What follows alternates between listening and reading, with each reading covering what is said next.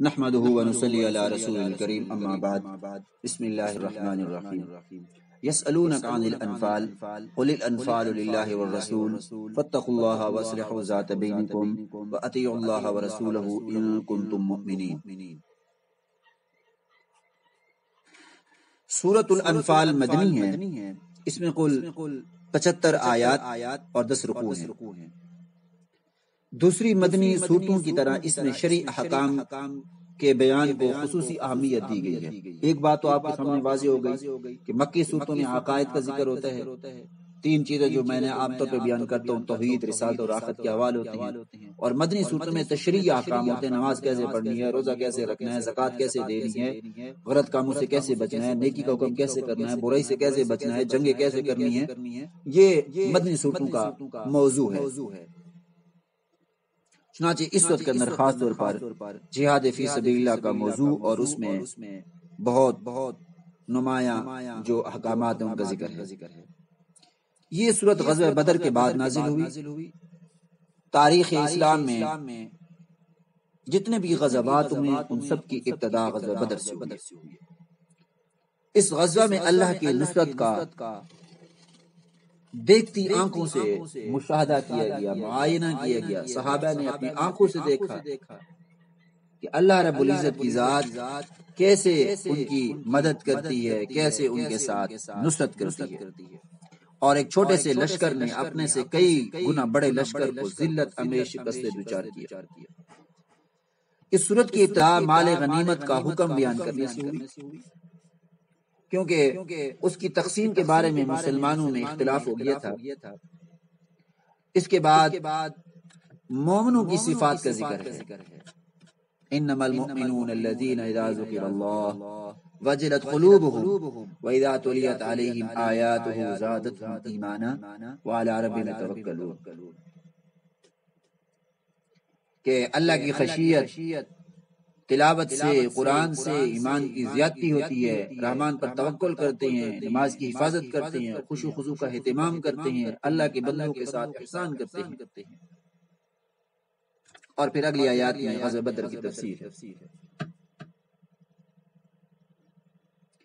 اس وقت انفال کے اندر ایک قابل ذکر بدر کا تذکرہ ہم نے پیچھے پڑھ لیا۔ ایک قابل ذکر خصوصیت یہ ہے کہ اس میں اللہ تعالیٰ نے مومنوں کو 6 بار یا ایھا الذین آمنوا کے میٹھے محبت بھرے الفاظ سے خطاب فرمایا، اور پھر ایسے اصول بتائے کہ جن پر اگر وہ عمل پیلا ہو جائیں تو میدان جہاد میں کامیاب ہو جائیں گے۔ چنانچہ پہلے خطاب میں ارشاد فرمایا یا ایھا الذین آمنوا، اے ایمان والو جب تم میدان جنگ میں کافروں سے ٹکراؤ تو ان سے پیٹھ پھیر کر مت بھاگو۔ اذا لقیتم الذین کفروا زحفا فلا تولوهم الادبار، ان سے پیٹھ پھیر کر مت بھاگو۔ دوسرے خطاب میں ارشاد فرمایا یا ایھا الذین آمنوا اطیعوا اللہ ورسولہ ولا تولوا عنہ وانتم تسمعون، اے ایمان والو اللہ اور اس کے رسول صلی اللہ علیہ وسلم کے حکم کی اطاعت کرو اور اس سے سن کر اعراض نہ کرو، جو حکم سنو اس کی تعمیل کرو۔ تیسرا خطاب ارشاد فرمایا یا ایھا الذین آمنوا استجیبوا للہ وللرسول اذا دعاکم لما یحییکم فاعلموا ان اللہ یحول بین المرء وقلبہ وانہ الیہ تحشرون، اے ایمان والو اللہ اور رسول کا حکم مانو جب وہ تمہیں ایسے کام کی طرف بلائیں جس میں تمہاری زندگی ہے، جس میں تمہارے لیے کامیابی ہے۔ چوتھے خطاب میں ارشاد فرمایا یا ایھا الذین آمنوا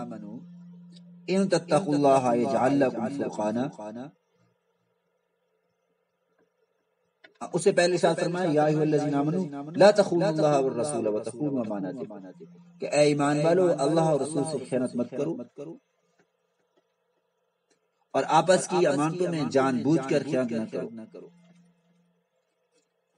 اور پھر اگلے آیت میں ارشاد فرمایا یا ایھا الذین آمنوا ان تتقوا اللہ یجعل لکم فرقانا ویکفر عنکم سیئاتکم ویغفر لکم۔ یہ بڑے اصول ہیں، اصول کی چیزیں، جیسے کل 10 اصول آئے تھے ایسے 10 اصول آ رہے ہیں، یہ بھی بڑی کام کی باتیں ہیں۔ فرمایا کہ اگر تم اللہ سے ڈرتے رہو گے تو وہ تمہیں فرقان عطا کر دے گا، تمہارے گناہ تم سے دور کر دے گا، تمہیں بخش دے گا، اور اللہ بڑے فضل والا ہے۔ اور پھر آگے ارشاد فرمایا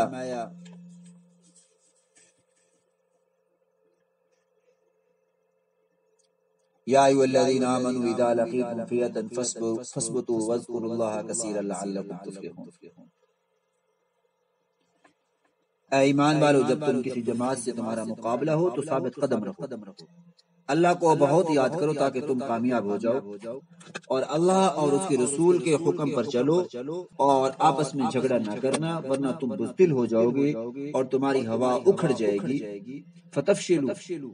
وتذهب ريحكم واصبروا، فرمایا کہ صبر سے کام لو، ان اللہ مع الصابرین، اللہ صبر کرنے والوں کے ساتھ۔ اب اگر غور و فکر کریں تو ان آیات میں جن باتوں کا حکم دیا گیا ہے ان پر عمل پیرا ہو کر، اور جن باتوں سے منع کیا گیا ہے ان سے باز آ کر مسلمان یقیناً دنیا کی سب سے مضبوط اور طاقتور قوم بن سکتے ہیں، اور ایسی جماعت نہ کبھی شکست کھا سکتی ہے جو دشمن کے مقابلے میں ثابت قدم رہے، جو اللہ اور رسول کے حکام کی اطاعت کرنے والی ہو، جو ایسی دعوت پر لبیک کہنے والی ہو جس میں دلوں کی زندگی اور عزت اور سعادت کا راز پوشیدہ ہو، جو نہ دین میں خیانت کرتی ہو اور نہ دنیاوی حقوق کی ادائیگی میں خیانت کا ارتکاب کرتی ہو، سب سے بڑھ کر یہ کہ وہ اللہ تعالیٰ کا خوف اور تقوی کی صفت سے موصوف ہو، اور اس سے بڑھ کر یہ کہ جب توپ و تفنگ، گولہ و بارود کی بارش ہو تو اس وقت بھی اللہ کا ذکر کرتی ہے، اور اس کا کلمہ ایک ہی ہے، اور اس کے صفوں میں کامل اتحاد ہو،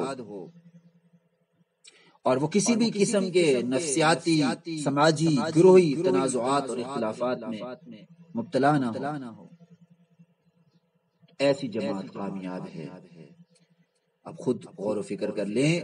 کہ جس جماعت کے اندر یہ تمام صفات پائی جائیں جو اللہ نے ان 6 آیتوں کے اندر بیان فرمائی ہیں، کیا وہ شکست کھا سکتی ہے؟ یقیناً نہیں، یقیناً وہ فتح ہی حاصل کرے گی اور فتح ہی سے امکنار ہوگی، اگرچہ اس کا مقابلہ پہاڑوں ہی سے کیوں نہ ہو، ظاہر ہے کہ اللہ نے ان کو ایسی صفات سے نوازا ہے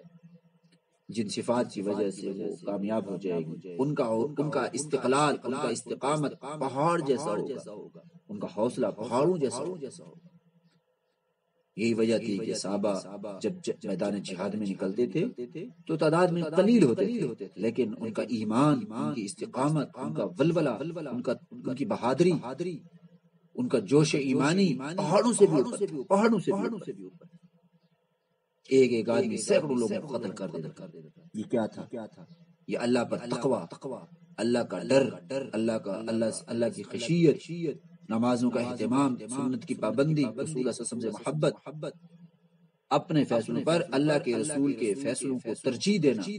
یہ چیزیں تھیں۔ اللہ کی مدد اور اللہ کی نصرت بھی ان کے ساتھ شامل حال رہی ہے۔ اللہ رب العزت ہمارے حال پر رحم فرمائے اور ہمیں بھی جو ہے وہ دین پر عمل کرنے کی توفیق عطا فرمائے۔ قرآن مجید کے اندر صحابہ کے جو فضائل و مناقب بیان ہوتے ہیں، صحابہ کے لیے جو صفات بیان ہوتے ہیں، ہمیں ان صفات کے ساتھ متصف ہونے کی توفیق عطا فرمائے۔ وآخر دعوانا الحمدللہ رب العالمین۔